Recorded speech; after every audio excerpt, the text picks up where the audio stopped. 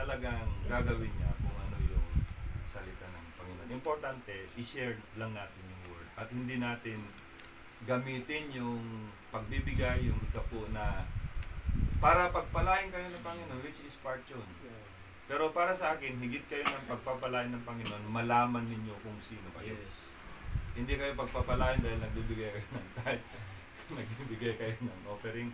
Pagpapalain kayo ni Lord dahil alam nyo ngayon kung sino kayo. Sino ba tayo? Word bride. At dahil word bride tayo, gagawin natin lahat ng kung ano yung salita ng Panginoon. At bahagi yun yung pagbibigay, pero hindi yan yung major natin. Ang major natin, malaman natin, walang mataas, walang mababata sa atin. Ang katawagan nating lahat ay bride. Bakit may pastor? Bakit may fivefold ministry? Binigay yan ni Lord, yung fivefold, para ituro sa atin kung sino tayo. Kaya pag malaman na ng bride kung sino siya, wala na yung pastor, wala na rin yung ibang mga ministry, kundi tayo lahat haharap sa Panginoon. Iisang katawagan. Ano? Bride. Wala namang bride pastor, wala namang bride evangelist, wala namang bride deacon, wala eh. Tayo lahat ay brides. Kaya nga lang may ministry, Brother Saldi ngayon, para ipahayag, ituro kung sino yung nobya dapat sa panahon. Ngayon, pag malaman na ng bride kung sino siya, alam na niya yung position niya, nasa yung word na nahayag sa panahon, uwi na tayo. At yun ang nais ng Panginoon. Amen. Na ating malaman. Madalas kasi yung parang naturuan tayo ng traditional na kailangan may hierarchy na gano'n, pastor, elders, gano'n. Yan ay traditional. Dapat, higit sa lahat, malaman natin, bride tayo ni Jesus Christ. Tapos yun. Oo, at yung buhay niya ay nasa atin. Tapos yun, wala na yung complicated na si ano, ganito, kailangan, hindi gano'n. Hindi, malaman lang natin na tayo ay bride ng Panginoon. Tapos na yun. So kasama yun, Brother Salvi, yung part ng service yan, sabi ng prophet. Hindi naman tayo nagbibigay dahil gusto natin na suklian tayo ng Panginoon. Kaya ako magbibigay para suklian. Hindi gano'n. Hindi obligado si Lord. Kahit na ano yung estado ng buhay natin, dahil tayo ay nobya, ibibigay lahat yan, Lord. Amen. Di ba sa natural, kahit walang pera, yung nobyo gagawa ng paraan para maregaluhan lang niya yung nobya niya. Di how much more yung Panginoon. So, tama yung Brad, part ng panambahan nyo. Sabi ng prophet, sabi rin ng scripture. Sabi ng scripture, magkalob kayo na may kagalakan sa inyong puso. Hindi napipilitan. Ano ba? Mga young people. Sis kayo, kung merong ano, maganda para ano, may ano talaga tayo si Sister Lani, baka meron biglang dati kasi Pastor, sinabi ko yung Pastor Randy na burden ko yung turuan yung mga bata. So ang sabi niya sa akin, hindi, si JP lang doon. Although alam ko na pwede ang babae. Pwede. So, ngayon kasi di ba sa dami ng bata, ang sa pangalat ka dyan. So gusto ko din na, ako kasi possible na twice a month lang makakapunta, lalo na pag nandun si mama. Pwede ako twice a month, and then yung siguro ikaw ate ng twice a month din pag wala ako sa mga bata. Iayos na so lang in natin between yung ano meron, brad na kung mag-gather paano. sila.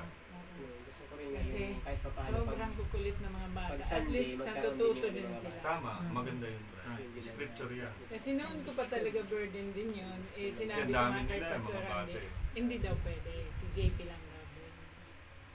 Kasi may iba kasi na ano, parang kahit sa pagtuturo ng bata ay dapat lalaki. Pero hindi ganun din. Kung mga bata yan, pwedeng turuan yan ng mga sisters. Pwede naman makantahan lang. At saka Kung may mga pambata talagang kwento. Mga kwento ng ano, para meron silang foundation.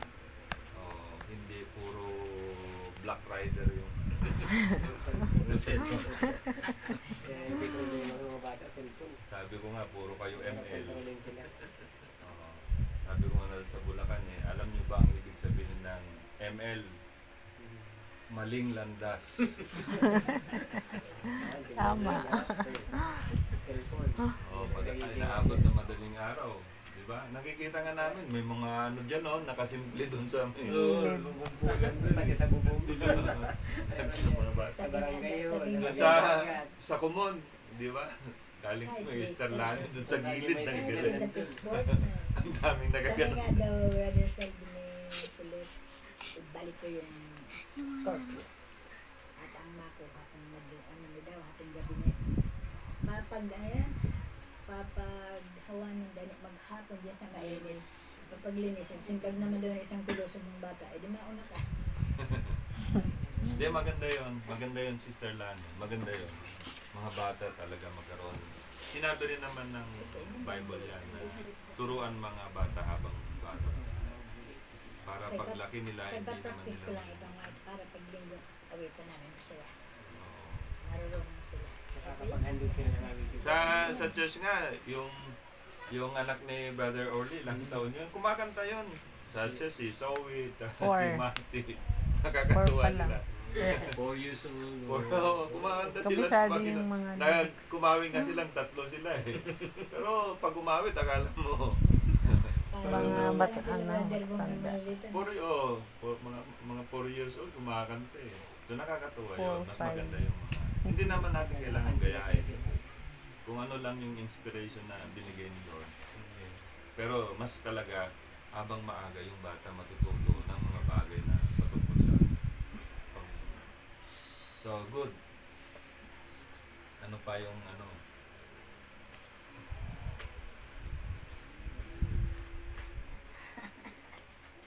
Sabi siguro, so, puro pala mag-desire. Kasi ako lang din naisipin, kasi habang wala pang mga alam itong yung people, mag-use ang ano eh, ang malalaking ng people, nawali. Yung mga Ito mga tinitraining niya bago kasi dito dito. eh. Karamihan puro ano sa kanya. Nung time na umalis. Hindi na naman siya. Wala yung Isa pang bagay ano, na ano, hindi ko naman ano spoken to, pero napansin ko lang no, yung pagdating ng gawain. Mas mainam talaga yung mga sisters, mga brother. Pagdating ng gawain talaga, dapat sariwa na sila dito. Kasi minsan yung ano yung desire din natin na kailangan na ma-prepare lahat. Ayan. Minsan nandyan na yung gawain, yung isip pa rin natin yung nandun sa preparation natin sa yung pagkain, which is hindi naman masama yun, pero mas maganda bago talaga magkaroon na ng gawain na ano na ninyo yun, para nandito kayo lahat, walang hindi tayo maging katulad ni Martha na ay sabi niya, Panginoon, si ano, hindi man lang ako tutulungan dito. Di ba? Si Maria, kinakausap ni Lord, nakikinig na. Si Martha, abala pa dun sa mga bagay na. Kaya mas mainam talaga, no, yung pag ano, kawain na kayo. Mas mainam talaga na nandito na kayo lahat, nakapokus na. hindi kaya ng pastor, hindi ganito. Pag may yung ano namin, yung person dito, pinuto mo na lang. Gagawain na kami. Nakaprepare. Maganda yun. Lalo na ngayon, kami lang. Yan na ang ginawa. Luto na naman lahat. Tapos nandito. Tapos nagsimula yung family day namin ito. Para daw kaming pamilya. Yung first Tama. Sunday, kami sama-sama. Siya nagsimula niya. Ngayon, kahit na nagkaganito na kami, ginagawa. Kahit tatlong Kasi lang. talagang pamilya naman talaga kayo.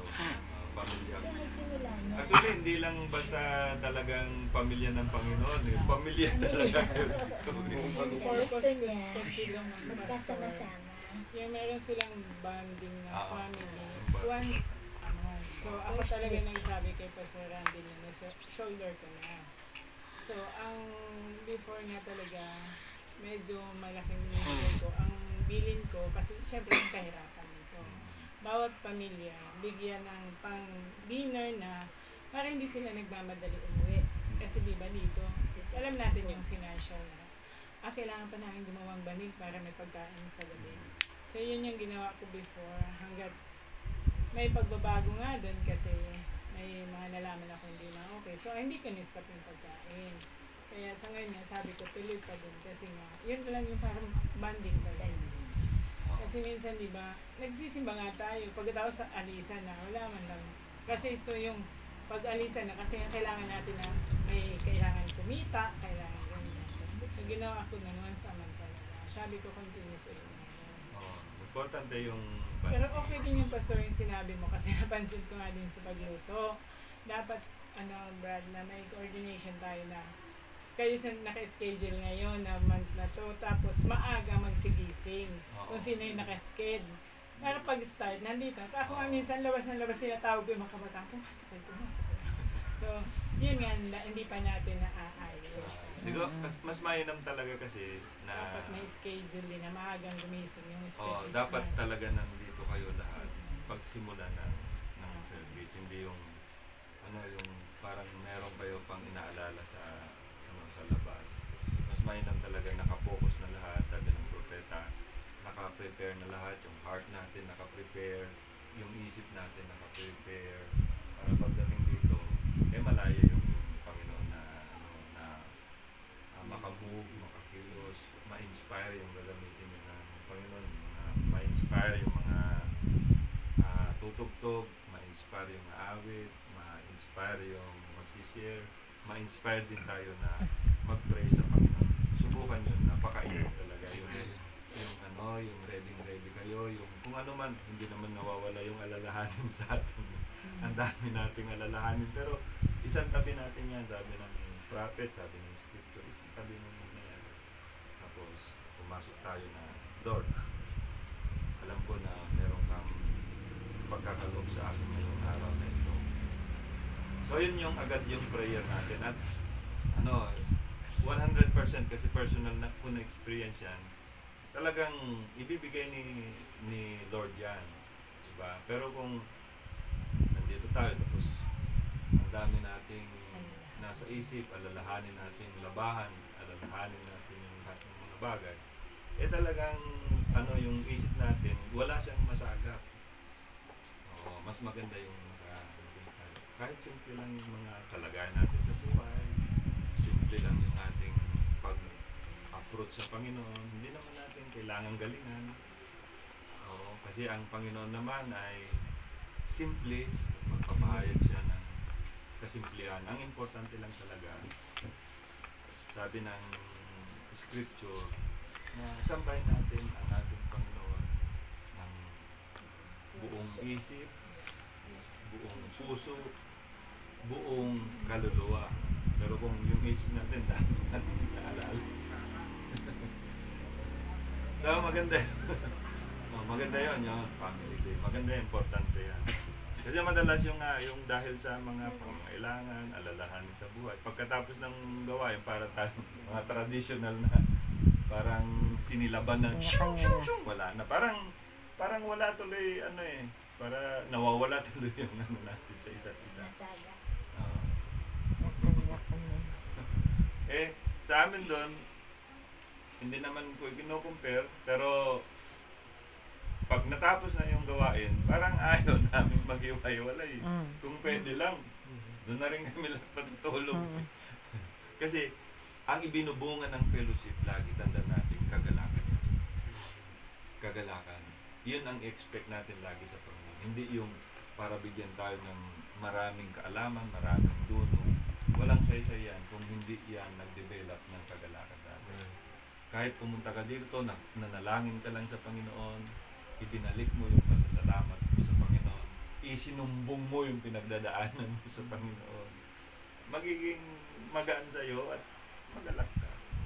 Kasi hindi naman, hindi naman magpapabaya ng Panginoon na hindi niya ipagkaloob kung ano man yung laman ng ating puso. Yun ang pagkakaiba na natin ngayon kaysa sa doon sa dati. Diba? Parang yung kagalakan ba na si Brother Paul magmotor, ikutin lang niya, magsisimba lang dito. Hindi pang karaniwan yun. Isang inspirasyon yun na galing sa Panginoon. Importante yan. Walang layo-layo sa pagdating sa Panginoon. Pag nandyan yung natin. Kasi ang ating ginagawa na ito ay temporary lang ito, Brad. Ang tutunguhan natin, nandun yung talagang hindi mo ma-explain, sabi ng propeta, kulang yung ating mga labi para ilarawan natin yung mga bagay na inilaan ng Panginoon sa atin. Kaya hindi dapat mahadlangan yung ating isip.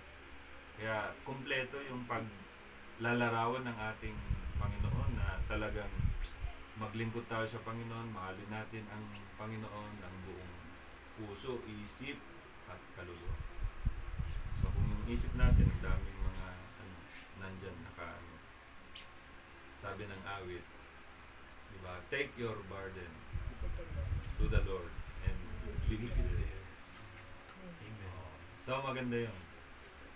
So mga kapatid, ano pa yun nasa heart ninyo? Alam ko naman, si Lord ang mangunguna, si Lord ang maglilid sa inyo. Pero mas maganda yun yung kami ay witness lang para marinig ng lahat. Ano yung nasa loob ng inyong puso. Kami ay mga mga tumatayong mga brothers lang yun, kapatid sa Panginoon. Na sinishare lang din namin kung ano yung experience namin.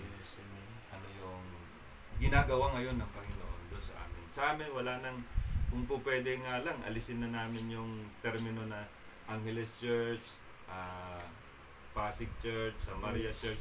Kung tutuusin, wala na sa amin yan eh. Oo, kasi kami, pag magturingan kami talaga, isang pamilya. Pag mag-fellowship kami, isang kaldero. wala naman ng bukod-bukod eh. Parang ang pangit tingnan. Pamilya tapos bukod-bukod yung kaldero. Kaya pag mag-fellowship kami, isang kaldero, share-share, tulungan-tulungan, gano'n. Kaya masaya. Di ba? Si Lord naman ang magpo-provide kung ano yung mga kakulangan. Para yung iba ay hindi na kailangan pigain. Kasi nung araw kasi ganyan eh. Di ba? Kahit na alam naman ng mga kapastoran natin noon na kapos tayo, pinipiga pa tayo, kailangan meron kayong 200. Meron kayong 100. Kaya tuloy, yung iba nahihiya ng pumunta sa church, nahihiya ng sumama sa gawain kasi wala naman talagang maibigay eh. Kaya nga ito ay body ministry. Kaya nga kung sino yung meron, edi dagdagan na lang niya. Diba? Para yung may kakulangan, hindi na kailangan pigain, hindi na kailangan pilitin. Para lahat ay masaya. Kasi yan ang nangyari doon sa Book of Acts. Sila ay nagtulungan, sila ay yung kulang, sabi doon, ay napunuan. Kasi may mga iba talaga na meron din naman kakayanan. Ibig sabihin, ng Panginoon talaga, kikilos siya. Amen. Ng malaya upang tayo lahat. Nakita natin kaninang umaga, sabi ng Bible, mula ako ay bata at ngayon matanda na ako. Wala akong nasumpungan na mananampalataya na malimos ng tinapay. Yes. Yan ang totoo. Salita yan ng Diyos at hindi niya tayo bababayaan. May mga experiences tayo sa ating family tulad nga ng ating sinabi. Lahat ng mga issues natin sa buhay, meron ng kasagutan. Baka mayroon kayong brother, meron kayong nasa puso. Maganda ito para para pagpunta natin dito napakasarap yung alam natin na salamat na Kayo mga bata, gusto niyo yan? Sinabi ko. Magsabado, matapos tayo dito. Kaya Gerald, pwede yun. Kasi kayo lang yung kakaawit. Kailan kami lang yung sister Merle. Dapat kayo malakas. Jacob na, MC na, drummer pa. Nawala man yung mga una natin mga pianista, gitarista, nandiyan. So, ibig sabihin na pwede naman si Lord mag-raise up. Yes. Hindi naman natin kailangan na maging nahiya ako kasi hindi pa. Okay lang yan. Ang mahalaga yung puso natin nakatune in sa Panginoon. Di ba? Pastor, tanong ko lang kung pwede ang babae ng gitara. Pwede naman yun sis. Pwede naman. Kasi minsan ako lang ito. Oo, pwede naman. Si Brother Jeff, ang bilis niya natuto. Kanina, tinuruan ni Pastor Jason. 10 awit daw. Makuha ang kita. Naitabi mo yung ganda mo. Humingi niya nga yung isa sa kasi bidali niya. Cody go. Yung mga verse yung nalagyan natin. Ay, thank you Lord. Salamat po. So ano pa mga kapatid, kung ano yung nasa heart nyo, abang nandito pa tayo sa sa fellowship. Maganda, natin yan. Ngayon, patungkol doon sa ating nalalapit na fellowship. Nasa June. Actually, nakausap ko na Sister Lan yung si, Share.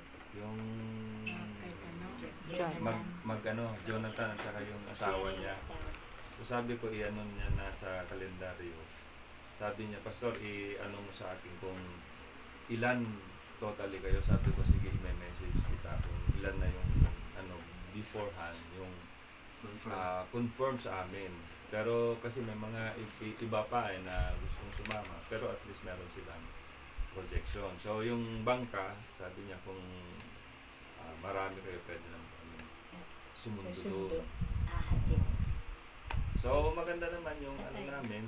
Nakita ko naman doon, meron naman silang sound system. Siguro yun ang matatanong ko bukas kung pwede ganun sound system nila para hindi na kami magdadala, makakabawas ng May projector din, Pastor, nandun sa bahay. pwede rin. Para dalhin na lang namin. Tennis ni JM gumagana siya. Hindi lang Tanongin, madala ko kasi wala nang laptop. magdala kami ng laptop. Tanungin ko na lang kung ano yung HDMI ba para compatible din sa Bukas na lang silipin niyo na lang pag-asa. Sige, nga pala. Sige. So, yun. So, na lang natin. Ngayon, this coming design ng heart ko talaga si Sister Yoli. Kahit na once every month nandito talaga ako. Nandito kami. Para lang tayo. Hindi naman para para sakupin namin kayo. Pero kagalakan talaga ng puso namin. Yes. Excited kami kasi ang sarap talaga makasama mo yung mga kapatiran. Kilala naman ninyo ako noon. Diba? Na talagang puso ko na talagang pumunta rito. Noong nga, nag-isang linggo ako rito. Diba? Kaya pupunta talaga kami. Ngayon, this coming May nga lang, may mga sunod-sunod yung activities namin. Yung mission din namin, mga anniversary. So, baka hindi kami makapunta ng May, pero yung June, sigurado kami makapunta ng June. Sunod-sunod kasi yung schedule namin ng May. May mga kapatid din tayo, may anniversary dun sa Tapul, dun sa San Miguel. So, gusto ko lang din i-share sa inyo na mga kapatiran na yan, sila din ay nakalaya sa mga sistema. Right. Sila din ay nakalaya mula dun sa tinatawag na grupo-grupo. So, ang turingan lang din naman talaga namin ay magkakapatiran. May mga pastor doon na nung araw ay para silang mga basang sisiw. Pagdating sa Manila, nilalagay sila doon sa kung saan sulok lang. Diba? Pagkatapos yung mga pastor sa Manila, nandun sa mga di-aircon, yung mga pastor sa probinsya, nandun sa mga kwarto na wala man lang electric fan. Pagkatapos, yung pinakamatindi, yung pinahilera pa sila sa harapan. Mga kapatid, yung mga pastor na galing sa probinsya, wala silang pamasahe. Tapos, yung mga kapatid, in good faith yan magbibigay talaga yan kasi hindi naman iba yan. Pagkatapos, nung malikom na yung halaga, alam ko naman kung magkaano yung halaga. Ang binigay lang sa kanila, tagli-500. So sabi ko, kawawang hindi ganyan ang dapat turing natin sa kapwa natin, bride. Special ang dapat turing natin Isa yan yung sa nobya. Isa yan sa inayaw ng pastor namin. Maaring tama din naman siya doon. Kaso lang yung reaction niya ay hindi rin maging tama. Hindi habang panahon, Pala nung in-invite siya. dahil may nakita tayong mali, ang lahat na mali yun. So, pag nakaranas man tayo ng mali, magiging wise na tayo, di ba? Pero hindi natin dapat ituring na lahat ng bagay ay mali na dahil nung una ay mali. O, kung may mali, merong pag-aayos pa rin yun. Panginoon. So sila'y nakalaya, malaya sila. Hindi man namin sila diniligtaan. Word fellowship ang tawag namin. Word fellowship lang. Sila'y malaya, hindi ko sila diniligtaan sila dyan. Hindi ko sila tinuturuan. Pagdating nga namin, nandun lang kami. Kung ano yung schedule, diba? Susunod lang kami doon. Kasi kami naniniwala na dahil sila yung may gawain, sila yung gagawa ng programa, susunod lang. Kaya nakita ko napaganda dahil walang taong itinataas, walang grupo na tinuturo, kundi ang itinuturo natin lagi ay Panginoon. At tayo lahat din ay pantay-pantay. Lahat tayo ay nobya, bride ng ating Panginoon. Inaalis na nga eh. Wala na yung bride sa Santipon, sa Angeles. Tayo lahat ay iisang bride ng ating Panginoon. At yun ang gusto niyang mangyari sa atin. Ano tayo kasi nakulong tayo sa tradisyon, nakulong tayo sa sistema. Kaya ang tuloy nangyayari, mayroong distinction. Ito, church namin to, marami kami, yung church na yun, kaunti lang sila. Yung pastor dito magaling, yung pastor dyan hindi magaling. So nagkaroon ngayon ng distinction. Hindi eh. Sabi ko nga kanina kay Pastor Tito, lahat ng ginagamit ng Panginoon, hindi mo yan dapat lalagyan ng sukat. Kasi ang nangyari, dahil merong parang siyempre nagmamagaling, ngayon lahat na gustong magaling. Kaya kahit walang kakayanan, pinipilit ngayon yung sarili maging magaling din. Kaya ang nangyari ngayon, wala naman siyang kakayanan na kumbaga maglatag, pinipilit na lang din niya sa kanyang sarili. Kaya kahit na hindi naiintindihan na unawaan, kaya kung yung paglalatag ay talagang imbes na mabuksan at matutunan nung nakikinig, diba? Dati isang question mark lang. Diba? Nung nilatag, naging 10 na yung question.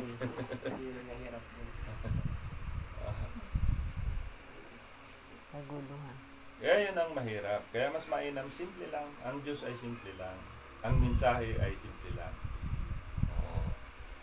Kung lahat ng message ni Brother Branham, pwede natin i-summarize ng 4 na salita. God is in flesh. Yun yung salita. Gusto niyang manguna sa atin. Gusto niyang siya yung ating leader. Hindi yung basta tao lang. Of course, naniniwala tayo na may taong ginagamit, pero yung pamumuno nila ay sa pamamagitan ng salita. Kung kontra yan, alam na natin. So, salamat sa Panginoon sa opportunity. Salamat sa Panginoon sa fellowship. Kasi uyan na tayo. Binati ko si Sister Pen ng happy birthday. Sabi niya, Kuya, hindi pa, bukas pa. Sinong nagsabi sa'yo? 20 sa... Gabi sa kanila. 20 pa lang sa inyo, dito 21 na eh. Nakalimutan niya, dito ka pinanganak eh. Dito ka pinanganak, 21 ka pinanganak dito, 21 na dito eh. Kakatuwa din. Kasi masaya din siya ngayon. Yung heart talaga niya ay gawain. Kaso nga lang talaga. Gusto man niyang umuwi. Kaso lang, nakulong siya sa kontrata. Bagas din natin basta pag-pray sila kasi nga sa physical, may mga binabaka din sila tuwing mag-asawa. Madami din mga ek-ek. Yung anak nila, medyo naman nag-okay na yun. Di ba dati may kidney problem siya. Sa ngayon naman... Hindi kaya sa kinakain nila yun? Hindi kasi madalas yata sila sa mga... Si Ate Peps kasi ano din yan eh. Yung mga opera niya. Dahil yung opera, yun yung harang binabattle niya na sumasakit. Tapos di ba yung asawa niya din kasi may bone problem. Dati na yun. So yun nga, minsan pag nagkukwentuhan din kami, naawa din nga ako kasi sa yung trabaho nila, di ba yung pinagkakakitaan nila, as in talaga halos 24 hours na nakatingin sila. Pag umaatake din yung mga sakit-sakit nila, kasi madalas din mga kanila nag-apkwento. Naano din ako, kasi nga ako may sakit na nga din, pero mild lang. Pag sa kanila talaga, sobrang nag-sakit. Minsan, gusto ko lang yung pag ano sila sa Lord na yun nga, na bilang tao tayo na dalas niya yung sabihin niya, sana malapit na ang dumating ang Panginoon. And then yun nga, yung di ba wala silang gawain, pero online yun lang, kasi wala sila na atin. Madalas naman siya nanonood sa'yo. So, ibig sabihin, mga kapatid, mas mainam pa rin yung kalagayan natin. Siya nga ganun, grabe yung heart niya sa... Yun nga, sabi niya, basta pag-pray, kasi pag gusto nila, pag nag-retired na rin, ang gusto talaga nila dito sa Pinas nila. Ang problem nga lang, yung family ni Mark, di nila maiwan-iwan.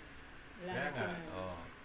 sila, yun yung design nila, kaso lang nandun sila sa isang kalagayan na hindi po pwede. Pero sa atin, malaya tayo dito eh. Diba? Di ba? Malaglag ba sa salamat? So, ang gagawin natin ngayon, alang-alang dun sa kanilang kalagayan, gawin na rin na kung ano na nararapat. Magpatuloy tayo. Sabi ng Panginoon, huwag ninyong kaligtaan yung gawain. Kung hindi man lang din talaga napaka-importante yung ating lakad, ibigay natin yan sa Panginoon. Kasi kailangan din nating maging balanse. Kasi ayaw man natin o hindi, may sirkumstansya sa buhay natin na kailangan din nating harapin. Hindi naman na dogmatic na meron tayong na kasalang na commitment pagkatapos iiwanan natin yon.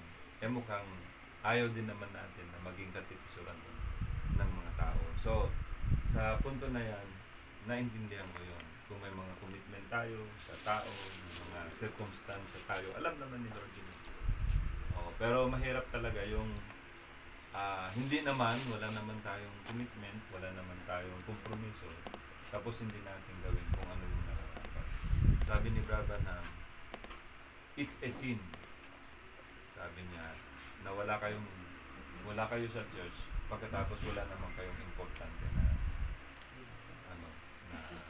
circumstance. Ano nilagnat din?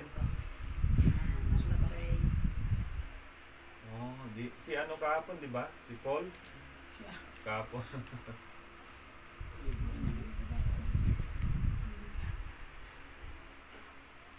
Para laro sa kami. Ano pala yung pangalan mo, boy?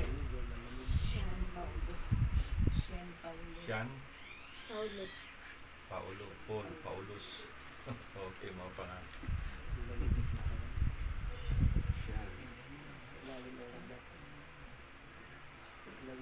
Nakapamo na sis? Ano? Hindi kayo na sa harutan nila kanina? Nagpalo sa lupa. Nag-ano sa lupa, mainit. Bago. So, wala na po mga kapatid? Wala. So, yun ang ating alam po si Lord kung ano man yung desire ng ating puso. Siya ang kikilos. Hindi yung pinag-usapan lang natin, hindi yung ating desire lang, kundi higit sa lahat, mayroong inspirasyon niya na galing sa Panginoon. Tayo ay umawit ng isang awitin sa Panginoon. Yung kay buti-buti mo, Panginoon, pakabuti. Lord, Amen. sa atin, hindi niya tayo pinabayaan. Hindi niya tayo kailanman inilagay sa alaman.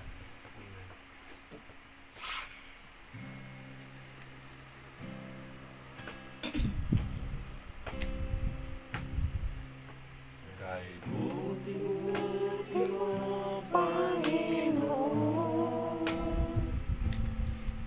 sa lahat ng oras, sa bawat araw, kay laging tapat kong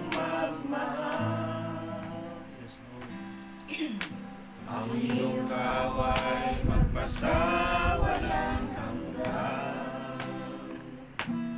Pinupuri, sinasamba kita, dakilang Diyos at Panginoon.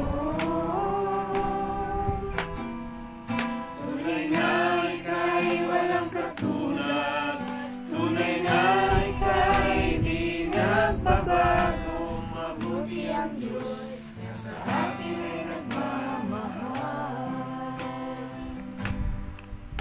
Kay buti-buti mo, Panginoon,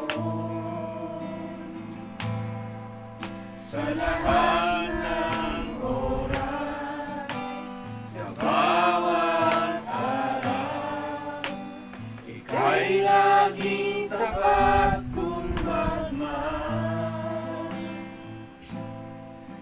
Ang iyong kaway magpasawalang hanggan. Pinupurit, sinasamba kita, dakilang Diyos at Panginoon. Tunay na ika'y walang katulad, tunay na ika'y di nagbabago. Mabuti ang Diyos na sa atin ay nagmamahal. Pinupurit, sinasamba kita, dakilang Diyos at Panginoon. Tunay na ika'y walang katulad, tunay na ika'y di nagbabago. Mabuti ang Diyos na sa akin ay nagmamahal. Mabuti ang Diyos sa akin ay nagmamahal.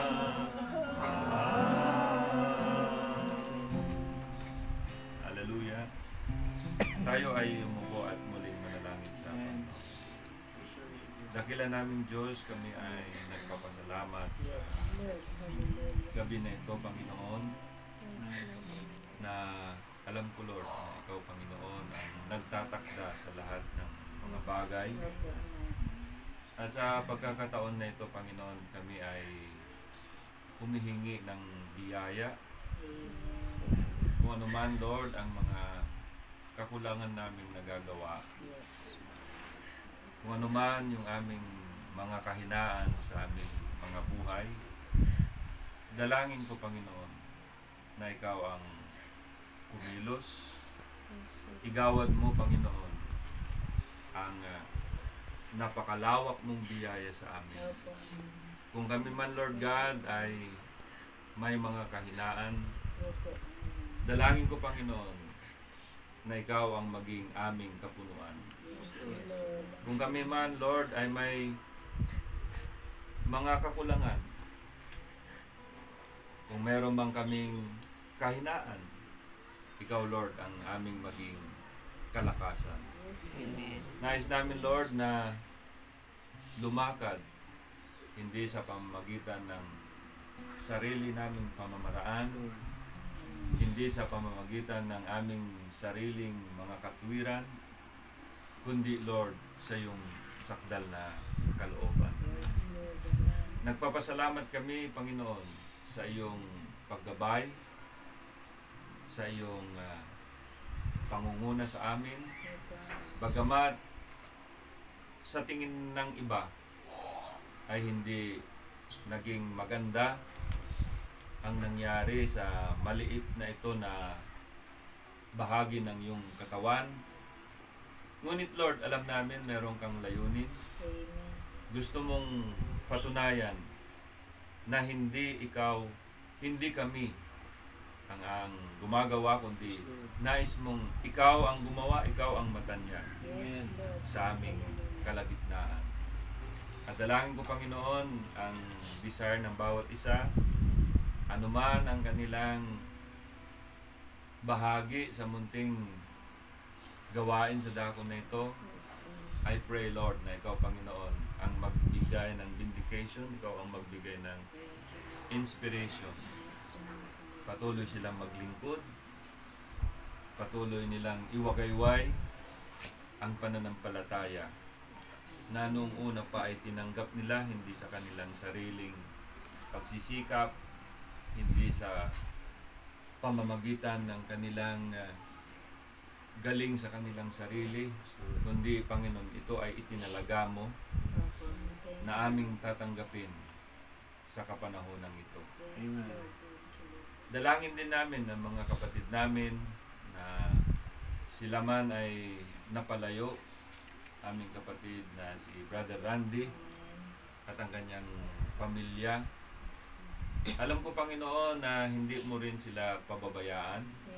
Dalangin ko, Panginoon, na umiral ang selyo sa panahon na ito, na kung saan aming tanggapin, aming isuko sa iyo ang lahat ng aming kakulangan. Ganon din, Lord, sa mga kapatiran na nandito, nagpapatuloy. Dalangin ko, Lord, ang iyong pangunguna. Dalangin ko, Panginoon, ang kanilang kuya, ang kanilang tatay, ang tumatayo sa kanila na pastor. Walang iba kundi si Brother Saldi. I pray, Lord, na ikaw, Panginoon, din ang magbigay ng katatagan sa kanyang buhay. At Lord, lakip sa aming panalangin ang kanyang asawa na merong karamdaman sa mga oras na ito. Alam ko, Lord, na walang imposible sa iyo. Ikaw ang manggagamot noon, ngayon at magpakailanman. Ano man ang karamdaman sa kanyang katawan, aming sinasaway sa iyo sa pamamagitan ng iyong dakilang pangalan, sa pangalan ng aming Panginoong Hesus. Aming inaangkin ang kanyang kagalingan. Ganon din sa munting bata, si Sean Paulo, na alam ko, Panginoon, na ito ay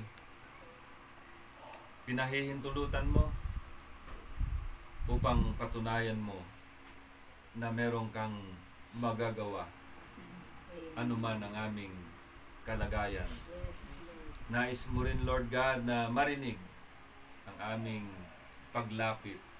Nais mong marinig ang aming paglambing sa iyo.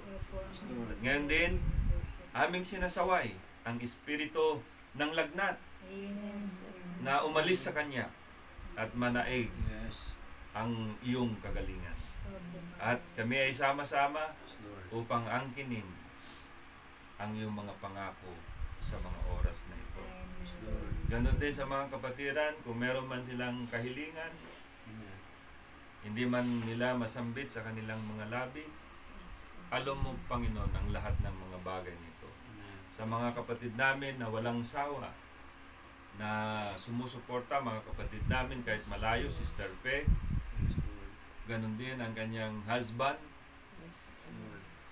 Lakip din, Lord, sila sa aming panalangin, anuman, Lord, ang kanilang nararanasan sa mga oras na ito, sa kanilang physical na kalagayan, amin din inaangkin na ikaw ang magbigay sa kanila ng kalakasan upang sila ay makapagpatuloy din, Lord, higit sa lahat, at magamit mo rin sila sa iyong gawain. Nakita mo, Lord, ang puso nila patungkol sa iyong gawain, lalo higit sa dako na ito, Panginoon.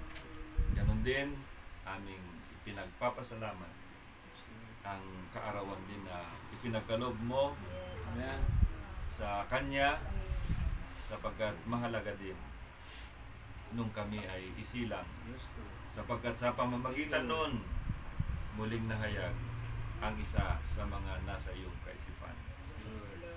Sa mga kabataan, sa mga young people, I pray din, Lord, na sila ay bigyan mo din ng inspirasyon, na sila ay magpagamit ayon sa iyong pinagkaloob sa kanila. At ang maliit na panambahan na ito, maliit na pagtitipon na ito ay maging ilawan sa dako na ito at maging patutuo sila Lord. na hindi sa bilang Yes. kundi paano ka gumabay, paano mo sila gamitin Amen. na daluyan ng buhay, daluyan ng pagpapala. Yes. Pagpalain mo, Lord, ang bawat isa ng lahat ng anyo ng pagpapala. Ito man ay material, ito man ay pinansyal, ito man ay physical, Lord, higit sa lahat, sa spiritual, sapagkat kung ito, Lord, ang aming tinamo, lahat ng bagay ay pawang idaragdag mo sa amin. Yes, Lord. Maraming salamat, Panginoon. Kami man ay lumisan, ngunit Lord, alam namin, Ikaw ay narito sa dako na ito sa pamamagitan ng iyong banal na Espiritu Santo upang sila ay bigyan Amen. ng tunay na gabay, Yes. hindi mula sa tao, Yes, Lord. kundi magmumula sa iyo. Amen. Buklurin mo sila, Panginoon, Amen, Lord. ng tali ng kasakdalan. Yes, Lord. Walang iba kundi ang pag-ibig na nagmumula sa iyo. Yes, Lord. Huwag mong hayaan na ang tali na ito ay putulin ninuman, sapagkat ikaw ang nagsabi, sino man ang pinag-isa ng Diyos, walang sinumang tao ang pwedeng magwasa. Yes. Maraming salamat, Panginoon. Aalis kami na may kagalakan, sapagkat kami ay naging bahagi din sila sa kanila sa Amen. mga gawain. Looking forward for that day, Lord, Yes, Lord. na kami, Panginoon, makabalik kasama ang ilang mga kapatiran. Yes. At kami, Panginoon, ay patuloy na magpahayag ng kagalakan sa aming mga puso. Maraming salamat, Panginoon, at ibinabalik namin ang lahat na papuri, pasasalamat, Amen. pagdakila sa iyong patuloy na pagkilos at paggawa sa aming mga buhay. So Lord, ay aming ibinabalik sa iyo sa iyong matamis, makapangyarihan na pangalan. Sa pangalan ng aming Panginoong Hesus. Ito, Lord, ang aming dalangin. Amen. Amen. God bless po. Happy birthday to you. Happy birthday to you.